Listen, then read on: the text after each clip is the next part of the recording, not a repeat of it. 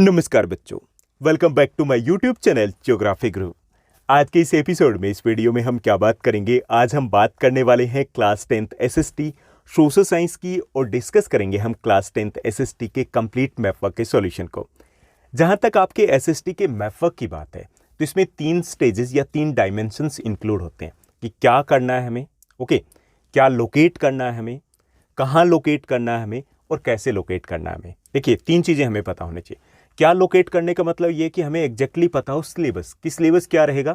देखिए आपका 10th class के एसएसटी का बड़ा लिमिटेड सा सिलेबस है मैथ वर्क का, तो सिलेबस हमारे पास होना चाहिए ताकि हम उसके ऊपर फोकस कर पाएँ। एक बार हम देख पाएँ कि भाई ये सब कुछ हमें एग्जैक्टली आता तो है, कहीं नहीं आता तो हम उसको फाइंड आउट करेंगे, पहले ही उसका सॉल्यूशन निकाल के रखेंगे। तो सबसे पहले हमारे पास क्या होना चाहिए, मैथ वर्क का सिलेबस, तो वो हम यहाँ इस वीडियो में डिस्कस करेंगे। चैप्टर वाइज हम बात करेंगे उस सिलेबस की। उसके बाद दूसरी जो स्टेज आती है वो आती है कि हमें कहाँ लोकेट करना है। कहाँ लोकेट करना मतलब हमारे पास सॉल्यूशन होना चाहिए, और सॉल्यूशन के बाद हम क्या करेंगे, हम एक बार एटलीस्ट मिनिमम वंस हम उसकी प्रैक्टिस करेंगे। उसके बाद तीसरा स्टेज आता है। तीसरा स्टेज होता है कि हमें कैसे लोकेट करना है। बहुत इंपॉर्टेंट होता है ये कैसे लोकेट करना। मतलब कई बार ऐसा होता है कि हमारे पास सॉल्यूशन होता है, हमें पता होता है कि भाई यहाँ लोकेट करना है। कोलकाता आपको आइडिया है कि हाँ वेस्ट बंगाल में नीचे की साइड में, लेकिन उसमें भी गड़बड़ हो जाती है, मार्क्स कट जाते हैं, मार्क्स डिडक्ट हो जाते हैं। जब रिजल्ट आता है पता चलता है कि मेरा एग्जाम तो बड़ा मस्त वाला गया था, ये 3 मार्क्स कहाँ चले गए। तो वो जो कॉमन एरर या कॉमन मिस्टेक्स हम करते हैं उसकी भी बात हम इस वीडियो में साथ ही साथ करेंगे कि भाई ये गलती आप करोगे, यहाँ पे ये गलती हमें नहीं करनी है। अब देखिए यहाँ पे डिफरेंस क्या रह जाता है, डिफरेंस ये रह जाता है कि जब आप स्कूल में प्री बोर्ड आप दे करके गए हो, या स्कूल में आपने मिड टर्म दिया है, वहाँ पे आपने लोकेट किया है, वहाँ पे आपके मार्क्स डिडक्ट नहीं होते। टीचर सोचता है कि नहीं बच्चा ठीक है, इंटेलिजेंट है, चलता है। लेकिन जब आप बोर्ड में वो मिस्टेक्स या कॉमन एरर करते हो तो वहाँ पे गड़बड़ हो जाती है। एक और चीज़ होती है मैथ वर्क के साथ। मैथ वर्क सबसे ईजी पार्ट होता है एसएसटी का, सबसे इंपॉर्टेंट पार्ट होता है एसएसटी का, और सबसे हल्के में भी मैथ वर्क को ही लिया जाता है। जब हम चैप्टर करते हैं तो कई बार उसको साथ साथ नहीं करते, हम सोचते हैं कि भाई बाद में करेंगे। बाद में क्या होता है, उस वक्त नहीं हो पाता। फिर हम सोचते हैं कि एग्जाम डेज में हम उसको रिवाइज करेंगे, एग्जाम डेज में भी हम उसको इग्नोर कर देते हैं। एग्जाम डे आ जाता है, एग्जाम डेज में फिर हम तुक्के लगा के आते हैं। यानी कि ये एक ऐसा पार्ट है जिसमें सबसे ज़्यादा मार्क्स डिडक्ट होते हैं। आमतौर पे बच्चा अच्छा जा रहा है, 50, 56, 60 स्कोर कर रहा है 80 में से, लेकिन मैथ वर्क में से वो 5 में से 3 स्कोर कर रहा है। देखिए छोटा सा पार्ट जिसके ऊपर हमें 40 मिनट्स लगाने थे, मैक्सिमम 1 आवर लगा लीजिए, इतना ही हमें टाइम देना था, लेकिन हमने वो नहीं दिया। तो यहाँ पे इस वीडियो के थ्रू हम कंप्लीट आपको सॉल्यूशन देंगे, टिप्स की भी बात करेंगे, ट्रिक्स की भी बात करेंगे, कॉमन मिस्टेक्स की बात करेंगे, कॉमन एरर की बात करेंगे, सिलेबस की भी बात करेंगे।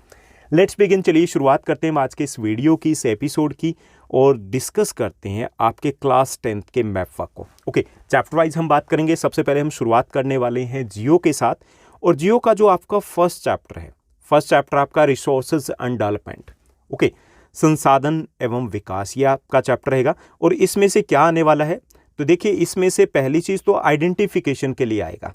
क्लियर, आइडेंटिफिकेशन इसका मतलब क्या हुआ, इसका मतलब है कि आपको पहचानना है। सोइल दी जाएगी, जैसे मान लीजिए कि ये यहाँ पे ऊपर की तरफ यहाँ पे दिया गया कि सोइल, इसको आपको मार्क करके दिया जाएगा ए। आपको पहचानना है कि भाई ये क्या है ये, किस टाइप की सोइल है ये। ठीक, यानी कि ये चैप्टर है वो थोड़ा मैथ वर्क के लिए आपके लिए ईजी रहेगा, और इसमें से क्या इंपॉर्टेंट रहेगा वो भी हम बात करेंगे। तो यहाँ पे क्या रहेगा, हमारे सिलेबस में दिया गया मेजर सोइल टाइप्स, बस इतना सा है हमारा, एक ही मैप दिया गया। तो अब पहले तो देख लेते हैं कि आपकी मेजर सोइल टाइप्स कहाँ पे और किस टाइप से देखिए। तो यहाँ पे हम मेजर सोइल टाइप्स की बात करते हैं। तो सबसे पहले ऊपर की तरफ देखिए, ये जो यहाँ पर दिया गया इस शेड में जो दिया गया ये आपकी है माउंटेन सॉइल, जिसको आप फॉरेस्ट सॉइल के नाम से भी कह सकते हो। यानी कि ये आपकी वन मिट्टी होगी, हिंदी मीडियम की बात करें, पर्वतीय मिट्टी होगी, तो ये आपकी माउंटेन या फिर फॉरेस्ट सॉइल यहाँ पर है। ठीक, तो ये आपका पहला टाइप का, और इसके आने के चांसेस थोड़े ज़्यादा रहते हैं इस टाइप की मिट्टी के। जब तक अगर हम लास्ट 10 ईयर्स की बात करें तो अगर आया है इस चैप्टर में से, तो ये कुछ टाइम ऐसे है, कुछ बार कह सकते हैं कि ये आपका रिपीट हुआ है। उसके बाद सेकंड जो यहाँ पर आपका दिया गया येलो शेड में जो दी गई, ये आपकी आ जाती है एलुवियल सॉइल। हिंदी मीडियम की बात करें तो जलोढ़ मिट्टी हो गई है। इसको आइडेंटिफाई कर लोगे। जैसे अगर पहली की है तो इसको भी ईजिली आप आइडेंटिफाई कर पाओगे, क्योंकि अगर ये जम्मू कश्मीर, लद्दाख, हिमाचल प्रदेश, उत्तराखंड, सिक्किम या अरुणाचल प्रदेश के कुछ पार्ट में देगी तो ये हमारी फॉरेस्ट सॉइल ही रहेगी। पर्वतीय मिट्टी हमारी रहेगी। उसके बाद उसके नीचे जहाँ पे पंजाब, हरियाणा, यूपी, बिहार की बात करें, वेस्ट बंगाल, यहाँ पर असम, तो यहाँ पर हमारी आ जाती है एलुअल सॉइल यानी कि जलोढ़ मिट्टी। ओके, इनको आइडेंटिफाई करना पड़ेगा, तो उसी तरीके से आप इनको पहचान लीजिए कि यहाँ पर ये सॉइल है। ओके, उसके बाद तीसरा जो थर्ड हमारी सॉइल की हम बात करेंगे, तो थर्ड सॉइल हमारी यहाँ पे दी गई है, that is the arid soil. Okay, arid soil मतलब मरुस्थलीय मिट्टी होगी, शुष्क मिट्टी होगी। तो ये राजस्थान के वेस्टर्न पार्ट में, इंडिया के भी नॉर्थ वेस्टर्न पार्ट में आ गया, तो ये आपकी एरिड सॉइल रहेगी। इसका लिटिल बिट पार्ट यहाँ पर भी शो किया गया। ओके, गुजरात का जो नॉर्दर्न पार्ट है वहाँ पर रहेगा। तो मोटे तौर पे अगर एग्जाम में आएगा तो ये छोटे छोटे पार्ट्स नहीं जाएंगे, मोटे तौर पे एक साथ ही इसको लोकेट दिया जाएगा और आपको इसको आइडेंटिफाई करना है। ओके, उसके बाद नेक्स्ट जो आपकी सॉइल रहेगी, नेक्स्ट सॉइल है this one is the black soil. काली मिट्टी है, गुजरात में है, महाराष्ट्र में, Madhya Pradesh, some parts of the Rajasthan. उसके बाद ये नीचे की साइड में जाएं तो ये कर्नाटका का कुछ पार्ट आ जाता है, इसके साथ साथ तेलंगाना, आंध्र प्रदेश में लिटिल बिट। तो यहाँ पर ये सॉइल फैली हुई है। तो यहाँ पर अगर आपको इकट्ठा इस टाइप से बंच में अगर मिले तो आपकी ब्लैक सॉइल रहेगी, तो इसको आपको आइडेंटिफाई करना है। ये हमारी फोर्थ सॉइल हो गई।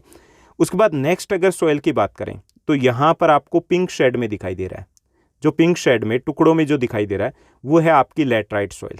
ओके, ये कौन सी है? ये आपकी लैटराइट सॉइल आ गई, जो कि टी एंड कॉफ़ी के लिए मोस्ट सूटेबल सॉइल होती है। ये टुकड़ों में है, ये आपके एग्जाम में आने के चांसेस सबसे कम रहेंगे इसके। ओके, उसके बाद यहाँ देखिए कि हमारा जो साउदर्न इंडिया है उसके मोस्ट ऑफ द पार्ट्स में यहाँ पे जो सॉइल फैली हुई है वो है हमारी रेड सॉइल।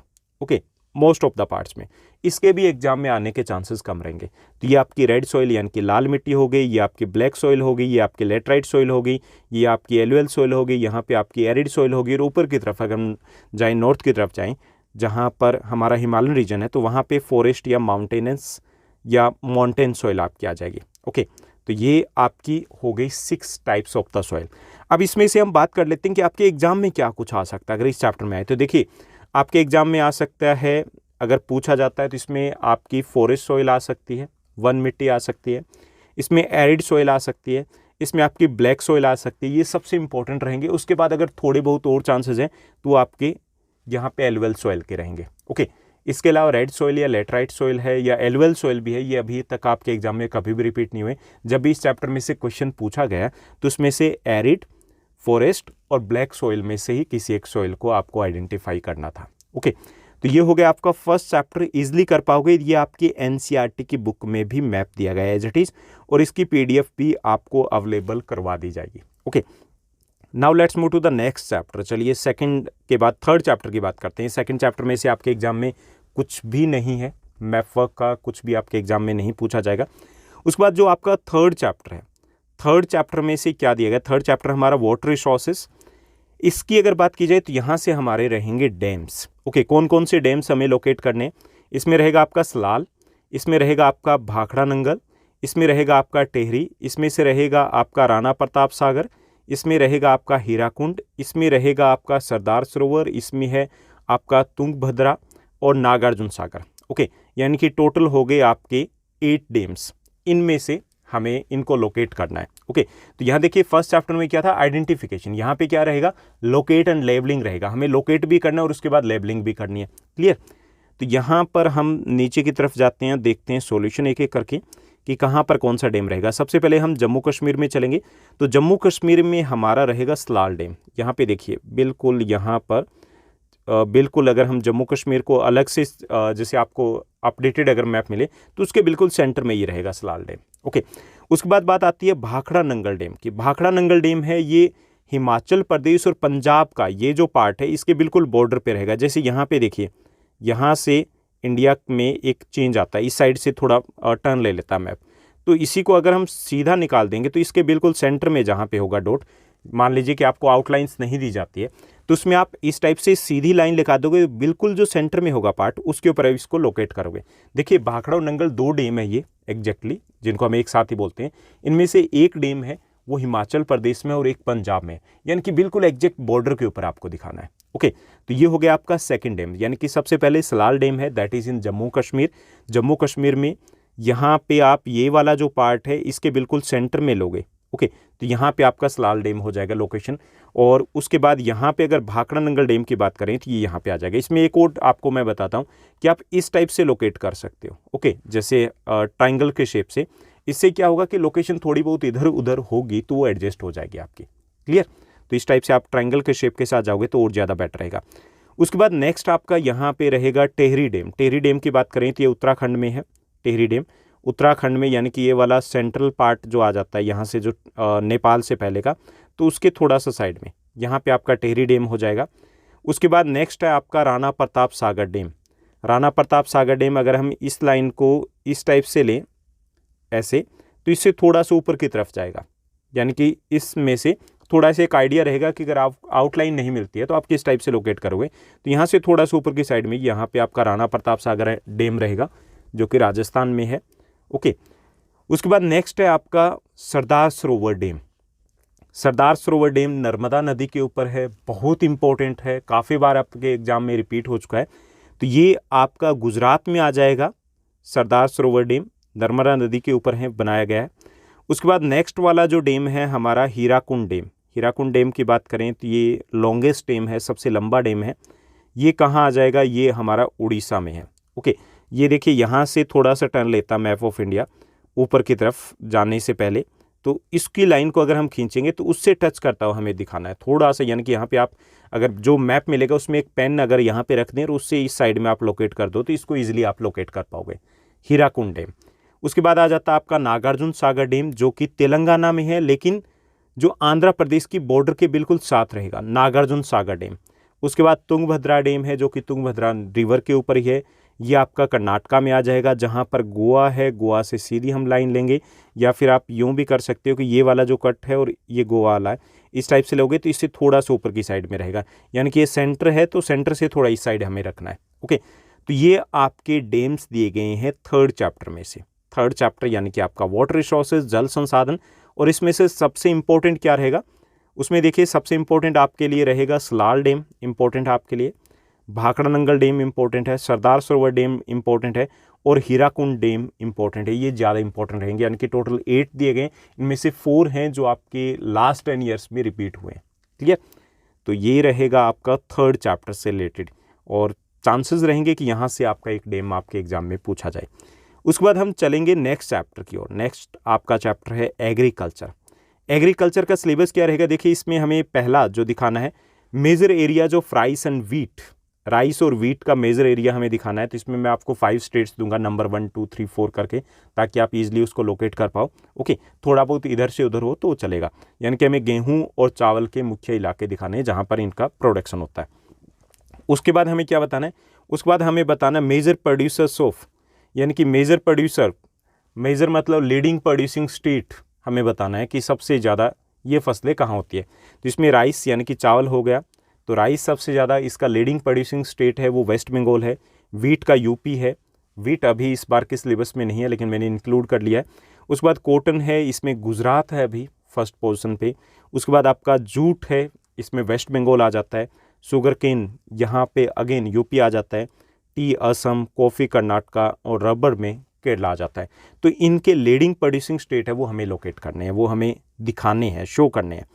तो यहाँ चलिए सबसे पहले हम बात करते हैं आपके मेजर वीट प्रोड्यूसिंग स्टेट्स की। मेजर वीट प्रोड्यूसिंग स्टेट्स कौन सी हैं? हमारे 1 2 3 की अगर बात करें तो इसमें फर्स्ट पोजीशन पे हमारा यूपी है, सेकंड पे मध्य प्रदेश है, थर्ड पे हमारा पंजाब आ जाता है। तो इनको हमें शो करना है। अगर इस टाइप से आपके एग्जाम में पूछा जाता है तो आप इस टाइप से शो करोगे, यानी कि जरूर नहीं कि आप एग्जैक्ट यहीं पे जाओ कि बॉर्डर बनाओ, तो आप इस टाइप से इस पूरे एरिया को ले सकते हो और इसको आप एक शेड दे सकते हो, और उसके बाद आप यहाँ पे मेंशन कर सकते हो कि ये major areas of wheat producing है। Okay, major wheat producing states आ जाएंगे। तो इसमें फर्स्ट पोजीशन पे मैंने 1 2 3 4 इसलिए लिख दिया ताकि आपको इजीली से याद रहे कि हाँ किसकी पोजीशन कहाँ पे है। तो यहाँ पे फर्स्ट पोजीशन पे हमारा यूपी आ जाता है, सेकंड पे मध्य प्रदेश है गेहूं के उत्पादन में, वीट के प्रोडक्शन में, थर्ड पे पंजाब, फोर्थ पे हरियाणा आ जाता है, और फिफ्थ पे राजस्थान है। तो ये हमारा मेजर एरिया आ जाएगा जो वीट प्रोड्यूस करता है। उसके बाद नेक्स्ट जो हमारा रहेगा इसमें बताना है मेजर राइस प्रोड्यूसिंग स्टेट्स कौन से हैं। तो अगर मेजर राइस प्रोड्यूसिंग स्टेट्स की बात करें तो टॉप 3 की बात करें तो इसमें आ जाता है वेस्ट बंगाल, फर्स्ट पोजीशन पे। सबसे ज़्यादा चावल है वो वेस्ट बंगाल में होता है, वहाँ पे 3 फसलें ली जाती है, अमन, ओस और बोरो चावल की एक साल में, यानी चावल बोया चावल काटा, चावल बोया चावल काटा, यही चलता है।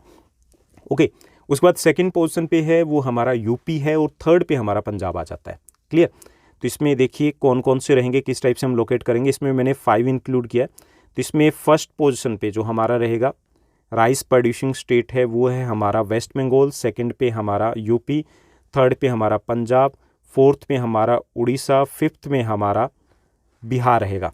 अगर आपको लोकेट करना तो आप इस टाइप से इस पूरी बेल्ट को इस टाइप से ले सकते हो। ओके, यानी कि हरियाणा है वो सिक्स्थ पे आ जाता है। यहाँ पर ये जो झारखंड की बेल्ट है तो इसमें भी चावल अच्छा खासा होता है, तो इस टाइप से आप लोकेट कर सकते हो। इस पूरे एरिया को किसी भी शेड से आप शो कर सकते हो, यहाँ पर आप मेंशन कर सकते हो कि ये चावल का प्रमुख उत्पादक इलाका है। ठीक, तो ये आपके इस चैप्टर से रिलेटेड है, हालांकि इनके आने के चांसेस थोड़े से कम रहेंगे, ये जो फर्स्ट 2 क्वेश्चन हमने किए। उसके बाद नेक्स्ट हमें क्या बताना है, हमें बताना है कुछ फसलों के मेजर प्रोड्यूसर्स। ओके, यानी कि कहाँ पर ये सबसे ज़्यादा होती है। तो सबसे पहले हम यूपी की बात करेंगे। तो वीट की अगर बात करें, गेहूं की बात करें और शुगर केन की, तो ये सबसे ज़्यादा होता है यूपी में। ठीक, सबसे ज़्यादा कहाँ हो रहा है? यूपी में। यूपी सबसे बड़ा उत्पादक है वीट यानी कि गेहूं का, शुगर केन यानी कि गन्ने का। उसके बाद बात की जाए टी की, तो यहाँ पे टी के शेप में यहाँ पे दिया गया, ये आपका असम आ गया, ये चाय का सबसे बड़ा उत्पादक राज्य है, ये आप सभी को पता है। उसके बाद अगर बात की जाए जूट एंड राइस की, पटसन की बात करें, चावल की बात करें, तो उसका सबसे बड़ा उत्पादक राज्य हमारा वेस्ट बंगाल है। ठीक है, ये आपका वेस्ट बंगाल हो गया इस शेड में। उसके बाद अगर हम बात करें कॉटन की, कपास की, तो उसका लीडिंग प्रोड्यूसिंग जो स्टेट है वो हमारा गुजरात है अभी। ओके, अगर बेल्ट शो करनी हो तो उसके बाद आपका महाराष्ट्र और मध्य प्रदेश, ये तीनों स्टेट आ जाएंगे, लेकिन लीडिंग अगर एक स्टेट की हम बात करें तो वो हमारा गुजरात रहेगा एट प्रेजेंट। ओके, उसके बाद कॉफ़ी की अगर बात की जाए, कॉफ़ी की, तो कॉफ़ी में आपका रहेगा कर्नाटका, कॉफ़ी का लीडिंग प्रोड्यूसिंग स्टेट है वो कर्नाटका है, और रबड़ का है वो आपका केरला है। ओके, यहाँ पे मैंने जवार और रागी भी शो किया हुआ है, लेकिन वो अभी आपके सिलेबस में नहीं है। जवार में महाराष्ट्र लीडिंग प्रोड्यूसिंग स्टेट है, और रागी में कॉफ़ी की तरह कर्नाटका है वो लीड कर रहा है। ठीक, तो ये आपको नहीं करना है। तो इसमें से एक बार फिर से देख लीजिए कि आपके कौन से इंपॉर्टेंट स्टेट रहेंगे। तो इसमें देखिए, सबसे पहले अगर हम बात करें गेहूं की और गन्ने की, यानी वीट एंड शुगर केन की, तो इसमें leading producing state, largest producing state है वो हमारा यूपी रहेगा, उत्तर प्रदेश और पश्चिम बंगाल। वेस्ट बंगाल की बात करें तो ये जूट और राइस, पटसन और चावल का सबसे बड़ा उत्पादक राज्य है, और टी सबसे ज़्यादा असम में होती है। 53% जो इंडिया की टी है वो अकेला असम है वो प्रोड्यूस करता है। उसके बाद सेकंड पोजीशन पे हमारा वेस्ट बंगाल आता है। उसके बाद कॉटन में लीडिंग प्रोड्यूसिंग स्टेट, सबसे बड़ा उत्पादक राज्य है वो हमारा गुजरात रहेगा। उसके बाद बात की जाए कॉफ़ी की, तो कॉफ़ी में हमारा कर्नाटका रहेगा, और रबड़ की अगर बात करें तो रबड़ में हमारा रहेगा केरला, कॉफ़ी में कर्नाटका। क्लियर? तो ये हो गया हमारा 4th चैप्टर। यहाँ तक होपफुली आपका सब कुछ क्लियर हुआ होगा। उसके बाद अगर हम बात करें 5th चैप्टर की, 5th चैप्टर में से हमारा क्या कुछ रहेगा। पहले मैप का सिलेबस अच्छा खासा होता था, इस चैप्टर से रिलेटेड उसको रिड्यूस कर दिया गया, कम हो गया। तो इसमें आपका सबसे पहले क्या दिया गया, सबसे पहले हमें यहाँ पे थर्मल पावर प्लांट्स है वो हम करेंगे कि हमें कितने दिए गए। हमारे सिलेबस में अब रह गए सिर्फ 3। ओके, नामरूप, सिंगरौली और रामागुंडम, ये तीनों हैं हमें लोकेट करने थर्मल पावर प्लांट्स। तो कहाँ पे है, चलिए सबसे पहले इन्हीं का सॉल्यूशन देख लेते हैं। तो इसमें देखिए, सबसे पहले हम नामरूप से शुरुआत करेंगे। नामरूप कहाँ पे है? नामरूप बिल्कुल असम की अगर बात कर दें तो असम के जो नॉर्थ ईस्टर्न टॉप है वहाँ पर आ जाएगा, बिल्कुल कोने में आ जाएगा। यहाँ पे ये नामरूप है बिल्कुल कोने में, यानी कि यहाँ के अगर मैप की बात करें इंडिया की, तो ये छोटा सा कट दिखाई दे रहा है। तो इसे थोड़ा से अंदर की तरफ अगर हम लोकेट करें तो यहाँ पे हमारा नामरूप आ जाएगा। ठीक, यहीं पे हमारा डिगबोई, नहर कटिया, जो तेल के कुएँ हैं, सबसे पुराने कुएँ हैं, वो भी यहीं पे आते हैं, इसी नामरूप के आसपास। ओके, तो नामरूप है, यहाँ पे आ गया। उसके बाद जो दूसरा हमारा थर्मल पावर स्टेशन है वो है सिंगरौली। सिंगरौली ये मध्य प्रदेश में, और मध्य प्रदेश के बिल्कुल ऊपर है। जैसे इस लाइन को अगर हम लें तो इस लाइन पे आएगा, यानी कि गुजरात के ऊपर वाले पार्ट से लें तो इस लाइन पे आएगा, और यहाँ से अगर हम लें तो यहाँ से एक पेन की अगर हम जगह छोड़ दें नेपाल में, तो उसके बाद इसको नीचे की तरफ खींचेंगे तो जहाँ पे ये क्रॉस करेगी वहाँ से आपको सिंगरौली यहाँ पे लोकेट कर पाओगे। ओके, मतलब एक मोटे तौर पे आइडिया रहे कि आपका अगर आउटलाइन मैप्स नहीं दी जाती है तो आप इस टाइप से ऐसे लोकेट करोगे कि आइडिया से कि यहाँ पे सेंटर में आ रहा है हमारा सिंगरौली, जो कि मध्य प्रदेश में है। ओके, उसके बाद तीसरा जो थर्मल पावर प्लांट है हमारा वो है रामागुंडम। रामागुंडम कहाँ आ जाएगा? रामागुंडम है ये तेलंगाना के नॉर्दर्न पार्ट में आ जाएगा। ओके, तेलंगाना है उसके नॉर्थ में आ जाएगा रामागुंडम। तो ये 3 आपके थर्मल पावर प्लांट है सिलेबस में दिए गए। ओके, नामरूप है ये असम में है, सिंगरौली आपका मध्य प्रदेश में रहेगा, और रामागुंडम ये आपका दिया गया है तेलंगाना में। क्लियर? उसके बाद सेकंड जो टॉपिक दिया गया है यहाँ से इस चैप्टर में से वो है न्यूक्लियर पावर प्लांट्स। ये काफ़ी बार आपके एग्जाम में, काफ़ी बार यूँ कह सकते हैं कि अगर लास्ट 10 ईयर्स के सिंपल क्वेश्चन पेपर या आपके बोर्ड के क्वेश्चन पेपर को उठाया जाए तो उसमें से आपको 7 to 8 टाइम्स यही मिलेंगे, इन्हीं में से कोई एक आपका न्यूक्लियर पावर प्लांट मिलेगा मैप वर्क में। तो ये बहुत इंपॉर्टेंट रहेंगे। तो इसमें हमें कितने दिए गए, देखिए यहाँ पे हमें दिए गए 1 2 3 4। इसमें दिए गए आपका नरोरा आपका रहेगा, इसमें काकरापारा है, तारापुर है, कल्पक्कम है, बीच में से 2 उड़ गए हैं, पहले 6 होते थे, अब आपके सिलेबस में 4 ही दिए गए। नरोरा, काकरापारा, नरोरा यूपी में आ जाता है, काकरापारा ये आपका गुजरात में आ जाता है, तारापुर ये महाराष्ट्र में आ जाता है, और कल्पक्कम की अगर बात करें तो ये आपका तमिलनाडु में आ जाता है। ओके, तो इसमें इनको भी हम लोकेट कर देते हैं। तो इसमें सबसे पहले हम नरोरा की बात करेंगे। नरोरा की बात की जाए तो नरोरा कहाँ है, ये यूपी में है। अगर हम दिल्ली से थोड़ा साइड में जाएँ, नोएडा से, तो यहाँ से थोड़ा सा नीचे की साइड में आपको लोकेट करना है, तो ये आपका नरोरा रहेगा। ओके, उसके बाद काकरापारा है, ये गुजरात में है। यहाँ पे इस लाइन को ऐसे लेके आएँ तो इस लाइन से थोड़ा सा ऊपर की तरफ यहाँ पे आपका काकरापारा रहेगा। ओके, इसको आप याद रख सकते हो, जैसे खाखरा होता है, पापड़ को खाखरा बोलते हैं गुजरात में, तो ऐसे ये खाखरा की तरह ये काकरा है। ओके, तो तुकबंदी हो जाएगी, कल्पक्कम के साथ आप कंफ्यूज नहीं होंगे। उसके बाद जहाँ पे मुंबई है, यहाँ मुंबई है, मुंबई से थोड़ा सा ऊपर की तरफ तारापुर है। मुंबई के आसपास का जितना भी इंडस्ट्रियल एरिया है तो वहाँ पे इलेक्ट्रिसिटी की सप्लाई है वो यहीं से होती है, तो उससे थोड़ा ऊपर की तरफ है तारापुर, हमारा एटॉमिक सेंटर है, हमारा न्यूक्लियर पावर प्लांट है यहाँ पर। उसके बाद आपका जो फोर्थ रहेगा, फोर्थ कहाँ रहेगा, फोर्थ आपका कल्पक्कम है। कल्पक्कम कहाँ पे है, कल्पक्कम की अगर बात करें तो ये चेन्नई से थोड़ा सा नीचे की तरफ आ जाता है, ये आपका कल्पक्कम रहेगा। ओके, तो ये आपके 4 न्यूक्लियर पावर प्लांट्स दिए गए हैं सिलेबस में, बहुत इंपॉर्टेंट है, तो इनको अच्छे से आपको प्रैक्टिस करना है। क्लियर। उसके बाद थर्ड जो आपका टॉपिक दिया गया, यहाँ से आयरन ओर माइंस दी गई, यानी कि लोहेस की खानी दी गई है, ये भी काफ़ी कम दी गई है। ओके, इजली हो जाएगा। इसमें दिया गया हमें मयूरभंज उड़ीसा में है, दुर्ग दिया गया हमें छत्तीसगढ़ में, Bailadila that is also in Chhattisgarh, Bellary Karnataka में है, कुद्रेमुख ये कर्नाटका में है। ओके, ये हमें 5 दिए गए। तो चलिए 5 को देखते हैं कि ये 5 कहाँ से हम लोकेट करेंगे, तो ये हमें लोकेट करना है। तो सबसे पहले देखिए यहाँ पे ऊपर की तरफ से हम स्टार्ट करते हैं।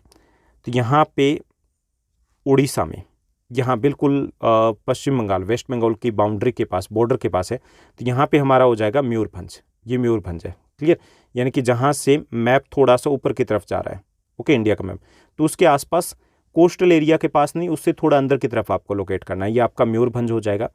दुर्ग की अगर बात करें तो ये छत्तीसगढ़ में और बिल्कुल सेंटर में, दुर्ग की छत्तीसगढ़ के बिल्कुल सेंटर में ये आपका दुर्ग है।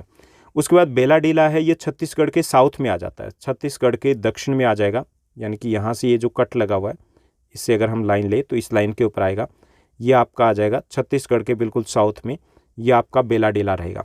उसके बाद अगर बात की जाए बेलारी और कुद्रेमुख की, तो ये दोनों कर्नाटका में है। बेलारी है यहाँ पे आ गया आपका बेलारी, यानी कि आंध्र प्रदेश और कर्नाटका की बॉर्डर के ऊपर है, और केरल से थोड़ा ऊपर की तरफ यहाँ पे कुद्रेमुख आ जाता है। तो ये हमारी 5 लोएस की खाने हो गई। ओके, कौन कौन सी है, ये आपका मयूरभंज है, ये आपका दुर्ग है, ये आपका बेलाडीला है, ये आपका बेलारी है, और ये आपका रहेगा कुद्रेमुख। Okay, clear. इनके साथ एक बार थोड़ी सी प्रैक्टिस कर लोगे ताकि कंफ्यूज ना हो। चलिए नेक्स्ट मैप की बात करते हैं। नेक्स्ट मैप जो इसी चैप्टर से रिलेटेड रहेगा वो है हमें कोल माइंस लोकेट करनी है। 4 कोल माइंस दी गई, कौन कौन सी है, रानीगंज और बोकारो। रानीगंज बोकारो, इसमें से रानीगंज वेस्ट बंगाल में है, झरिया बोकारो ये दोनों आ जाती है झारखंड में। उसके बाद तलचर दिया गया है और उसके बाद नेवेली दिया गया है, तो चारों ही इंपॉर्टेंट है। तो चलिए इनको भी लोकेट करते हैं। तो इसमें सबसे पहले हम बात करेंगे रानीगंज की, उसके बाद हम बोकारो की बात करेंगे। तो रानीगंज है, ये कहाँ आ गया, ये आपका वेस्ट बंगाल के लगभग सेंटर में आ गया। ओके, और उसके बाद यहीं पे बॉर्डर के साथ लगता हुआ हमारा बोकारो आ जाता है। बोकारो और झरिया बोकारो एक साथ ही बोला जाता है, तो झरिया अलग है, वो आपके सिलेबस में नहीं है, तो ये बोकारो है। यहाँ से ये थोड़ा सा इसमें डिस्टेंस ज़्यादा दिया गया, ये बिल्कुल पास भी कर सकते हो, यानी कि सिर्फ बॉर्डर का ही फ़र्क है, ये एक ही बेल्ट में आ जाते हैं। ओके, तो यहाँ पे जो रेड से यहाँ पे लोकेट किया गया है तो वो आपका रानीगंज है, और जो ग्रीन से शो किया गया ये आपका बोकारो है जो कि झारखंड में। उसके बाद ये यहाँ पर उड़ीसा के ऑलमोस्ट सेंटर में आ जाता है, ये आपका तलचर है। ओके, तलचर। और उसके बाद नेवेली की बात करें तो नेवेली हमारा आ जाएगा तमिलनाडु में। यहाँ पे इन कोल माइन की बात करें तो यहाँ पे अच्छी क्वालिटी का कोयला मिलता है इन तीनों में ही, यानी कि रानीगंज में, बोकारो में, तलचर में, यहाँ पर अच्छी क्वालिटी का कोल मिलता है। जबकि अगर हम नीचे की तरफ जाएं नेवेली में, तो वहाँ पे लिग्नाइट, भूरा, ब्राउन कोयला मिलता है जो कितनी अच्छी क्वालिटी का नहीं होता है। तो ये आपका नेवेली आ जाएगा यहाँ पर। ओके, ये आपका नेवेली है। क्लियर? तो ये आपकी 4 कोल माइंस रहेगी। उसके बाद 5th जो आइटम हमें दिया गया इस चैप्टर से रिलेटेड जो हमें लोकेट करना है वो है आपके oil fields. Okay, oil fields में हमें क्या क्या लोकेट करना है? डिग बॉय बहुत इंपॉर्टेंट रहेगा आपके लिए, क्योंकि ओल्डेस्ट जो हमारा ऑयल फील्ड है, सबसे पहला जो तेल का कुआं था वो यहीं खोदा गया था। तो डिग बॉय, नहर कटिया उसके पास, ये दोनों असम में। मुंबई हाई, ये सेकंड मोस्ट इंपॉर्टेंट रहेगा ऑयल फील्ड में से। अरेबियन सी में, उसी के ऊपर ये बसीन दिया गया है अरेबियन सी में। कलोल, अंकलेश्वर, ये दोनों गुजरात में आ जाते हैं। तो चलिए इनको भी हम लोकेट करते हैं। तो यहाँ पे देखिए सबसे पहले हम लोकेट करेंगे डिग बॉय को। तो डिग बॉय यहाँ ऊपर की तरफ आ जाएगा। ओके, डिग बॉय सबसे ऊपर की तरफ है। उसके बाद यानी कि यहाँ असम के सबसे ऊपर की तरफ ये जो टिप दिया गया, तो इसमें यहाँ पे हमने नामरूप किया था। ओके, नामरूप हमने थर्मल पावर प्लांट किया था, तो वहीं एग्जैक्ट उसी लोकेशन के ऊपर वहीं पर आपको डिग बॉय लोकेट करना है। और उससे साथ लगता ही बिल्कुल सटा हुआ आपको नहर कटिया लोकेट करना है। क्लियर? थोड़ा बहुत इधर से उधर हो तो चलेगा ये आपका। उसके बाद यहाँ देखिए, यहाँ अगर हम आ जाते हैं कलोल के ऊपर, तो ये आपका कलोल है। ओके, इस कट से थोड़ा सा साइड में यहाँ कलोल आ जाता है, और थोड़ा सा नीचे की साइड में यहाँ पे आपका अंकलेश्वर आ जाएगा। उसके बाद अगर बात की जाए मुंबई हाई की, जो कि बहुत इंपॉर्टेंट है आपके लिए, मुंबई हाई है, ये मुंबई से वेस्टर्न डायरेक्शन में आ जाता है अरेबियन सी में। ये आपका मुंबई हाई रहेगा और उसके ऊपर आपका बसीन रहेगा। ओके, तो ये आपके 6 ऑयल फील्ड है जो हमारे मैप वर्क में दिए गए हैं। तो इसमें डिग बॉय, नहर कटिया, कलोल, अंकलेश्वर, बसीन और मुंबई हाई। क्लियर? चलिए नेक्स्ट हम चलते हैं, नेक्स्ट चैप्टर की बात करते हैं। नेक्स्ट चैप्टर में हमें क्या कुछ दिया गया है? नेक्स्ट चैप्टर हमारा मैन्युफैक्चरिंग इंडस्ट्रीज़, विनिर्माण उद्योग। देखिए इसमें से ये जो कॉटन टेक्सटाइल इंडस्ट्रीज़ है ये आपके सिलेबस में इस बार नहीं है। ठीक, इस बार नहीं है। तो ये पिछली बार थी, तो ये आपके सिलेबस में से जा चुका है, तो इसको आपको नहीं करना है। उसके बाद नेक्स्ट वाला जो आयरन स्टील प्लांट्स है, तो ये भी आपके सिलेबस में से डिलीट हो चुका है, तो ये भी आपको नहीं करना है। क्या करना है? नेक्स्ट जो हमारे दिया गया है, क्या दिया गया है? सॉफ्टवेयर टेक्नोलॉजी पार्क्स दिए गए हैं। ओके, ये हमारे सिलेबस में, यानी कि यहाँ से सिलेबस भी इस चैप्टर में से काफ़ी कम हो गया, काफ़ी सारे टॉपिक्स है वो चले गए, और इसके कारण हमारा मैप वर्क का सिलेबस है वो भी रिड्यूस हो चुका है यहाँ से। तो इसमें हमें सॉफ्टवेयर टेक्नोलॉजी पार्क दिए गए हैं, जिनको आप IT पार्क भी कह सकते हो। IT पार्क में क्या रहेगा? इसमें आपका बेंगलोर दिया गया है, बेंगलुरु के नाम से भी हो सकता है, नोएडा, हैदराबाद, गांधीनगर, मुंबई, चेन्नई, पुणे, ये सब कुछ आपका रहेगा। इसके साथ साथ हमें दिया गया तिरुवनंतपुरम। ओके, तो चलिए इनको हम लोकेट करते हैं। तो ये ऑलरेडी आपको पता है क्योंकि ये फेमस सिटीज़ हैं, बड़े शहर हैं। तो इसमें देखिए नोएडा है, तो ये दिल्ली के बिल्कुल साथ लगता हुआ आप लोकेट करोगे। उसके बाद गांधीनगर की बात करें तो यहाँ इस कट से ऊपर की तरफ जाते हैं और इस कट से इस साइड में लेके आते हैं, तो जहाँ पे ये मैच होता है, मिलता है, वहीं पे आप गांधीनगर को लोकेट कर दोगे। मुंबई की लोकेशन आपको पता है, यहाँ पे इंडिया के मैप में छोटा सा कट मिलेगा, वहाँ पे मुंबई है, और उससे थोड़ा नीचे की तरफ और साउथ ईस्टर्न डायरेक्शन में यहाँ पे आपका पुणे रहेगा।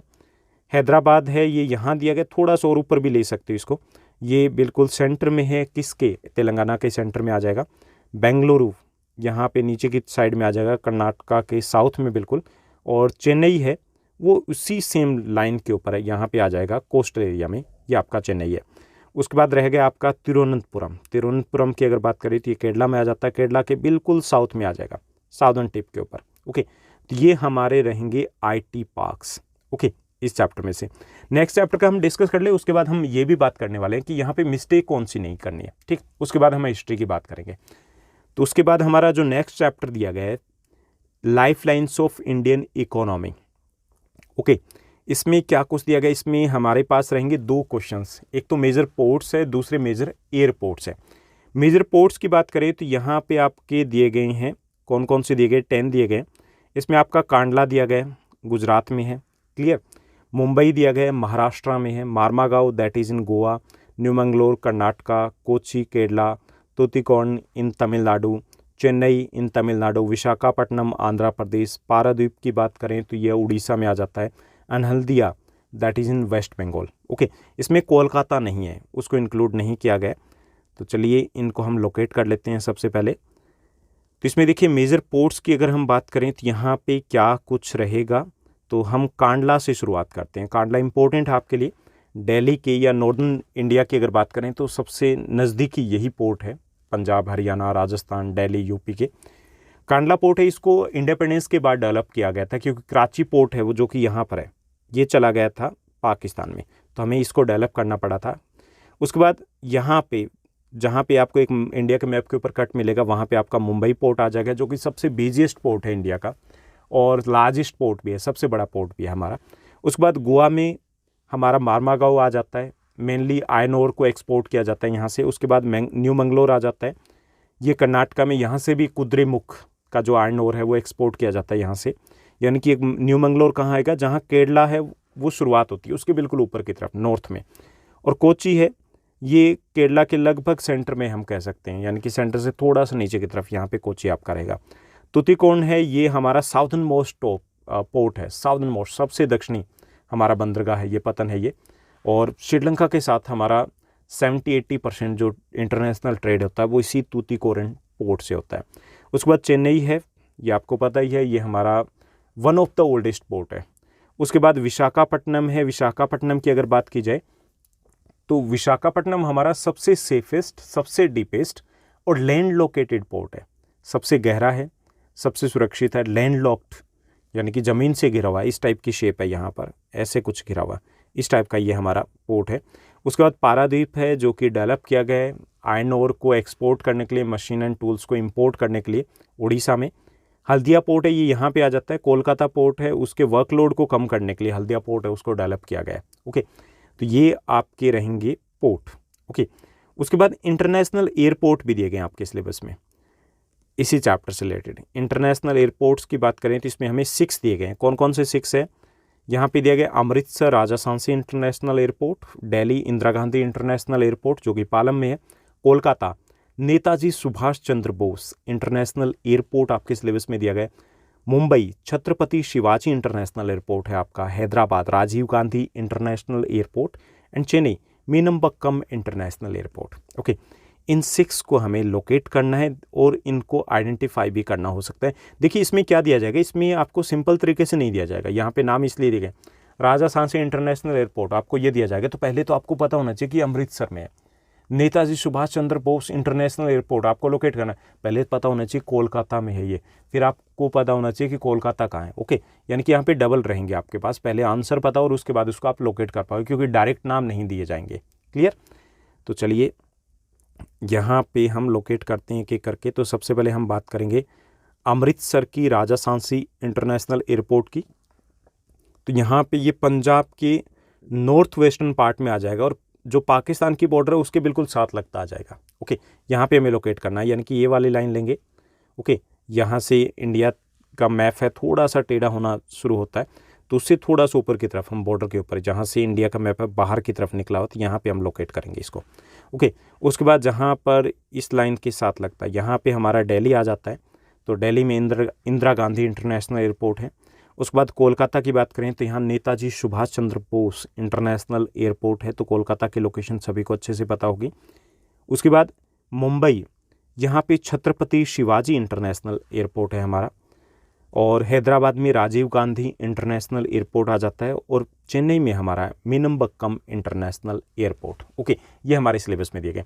अब देखिए हम बात करेंगे हिस्ट्री की, लेकिन उससे पहले कुछ चीज़ें हम डिस्कस कर लेते हैं कि हम गलतियाँ क्या करते हैं मैप वर्क में। देखिए मैप वर्क में हमें दिया गया 37वां क्वेश्चन रहेगा आपका, 37वां बी में से जियो का रहेगा।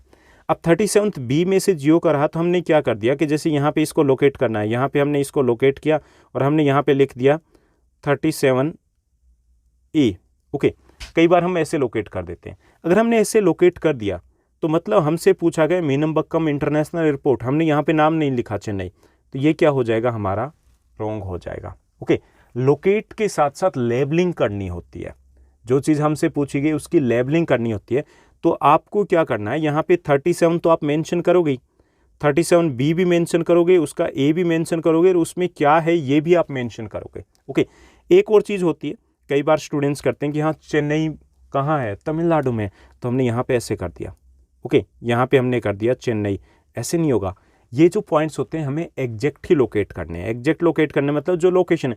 अब उसमें ये वाला फॉर्मूला जरूर चल सकता है कि इस टाइप से हम ट्राइंगल बनाते हैं तो थोड़ा बहुत इधर से उधर 19-20 है तो वो हमारा चल जाएगा। ओके, ये चीज़ हमें कंफर्म करनी है। ओके, और इसका ये नहीं कि हम सिर्फ अगर कहीं पे कुछ चीज़ें हम लोकेट अगर करें हम तो उसको प्रॉपर वे से ही हमें उसी जगह से लोकेट करना और उसके क्वेश्चन वगैरह को रीचेक करना है कि क्या यही क्वेश्चन नंबर वहाँ पे दिया गया, उसका आंसर लिखना भी ज़रूरी रहेगा।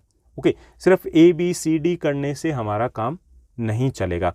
और या फिर हम अगर मान लीजिए कि हमने यहाँ पे सीधा ही चेन्नई लिख दिया तो ये भी एक प्रॉपर वे नहीं होता।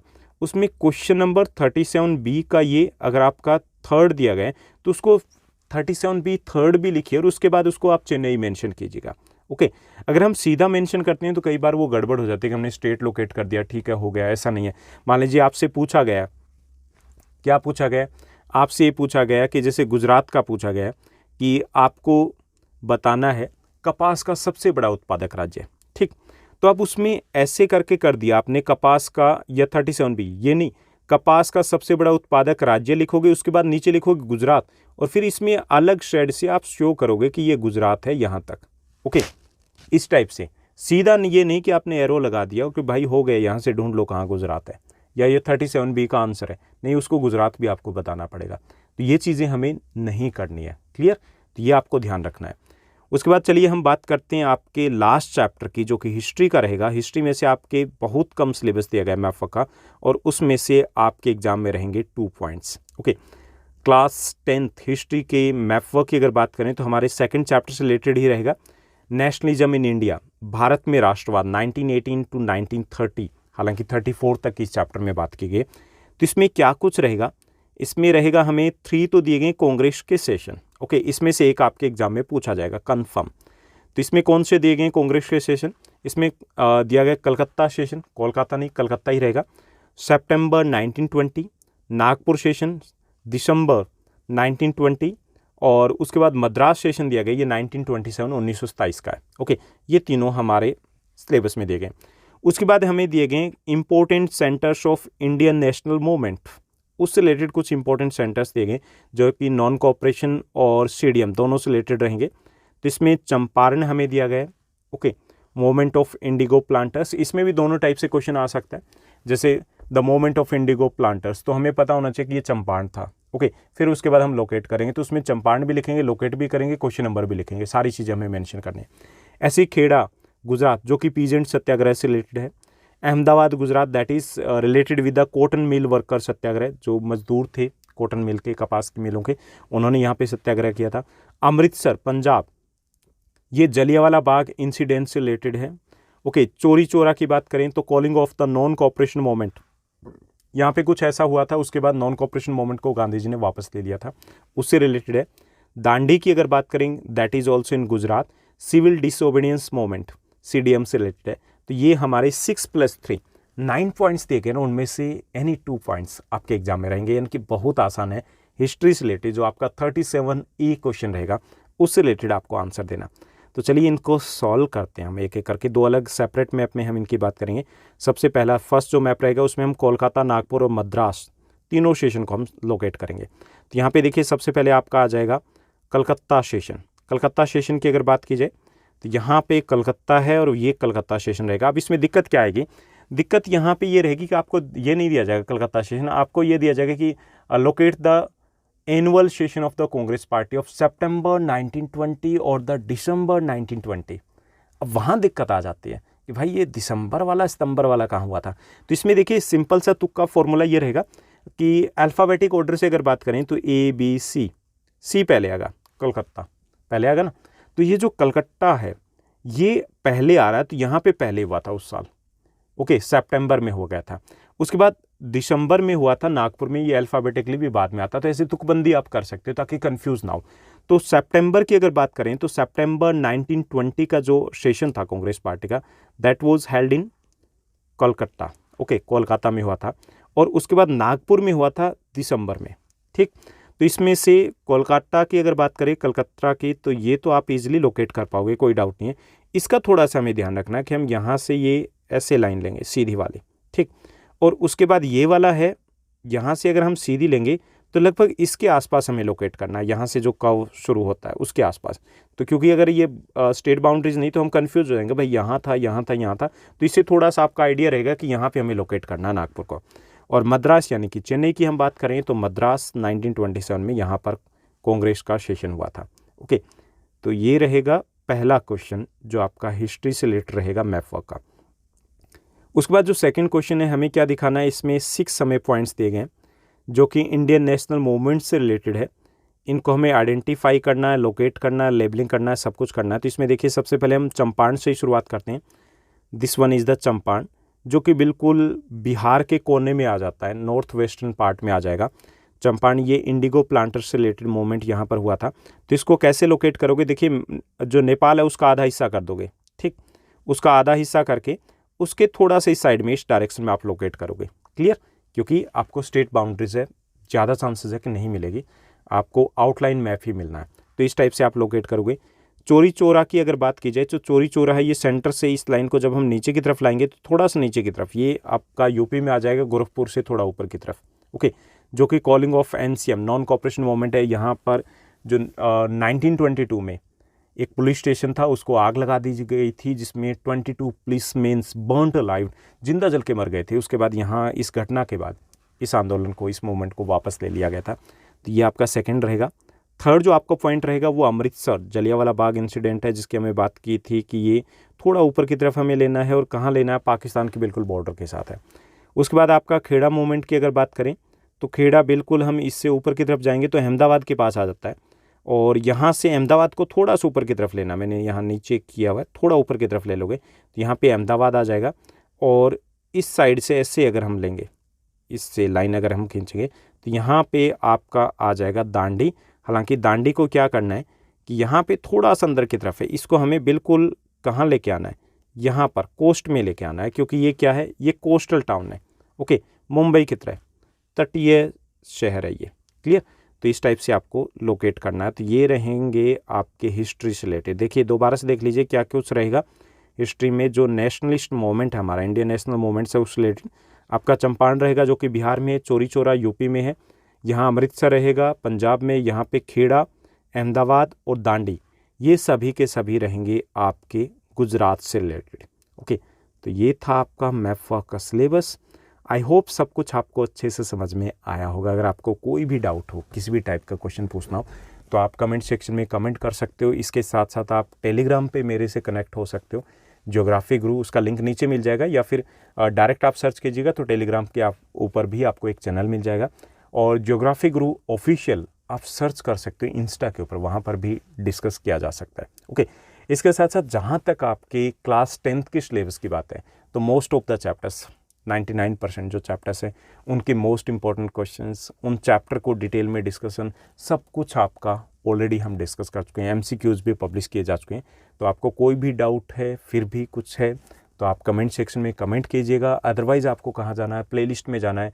प्लेलिस्ट में class 10th social science SST genius batch है, वहाँ पे सब कुछ मिलेगा। क्लास 10th SST की मोस्ट इंपॉर्टेंट क्वेश्चंस की सीरीज़ का अलग से बैच है, MCQs का अलग से बैच है। थोड़ा सा सर्च कीजिएगा, सब कुछ आपको मिल जाएगा। ओके, आज के लिए बस इतना ही। Thank you, bye bye, have a nice day.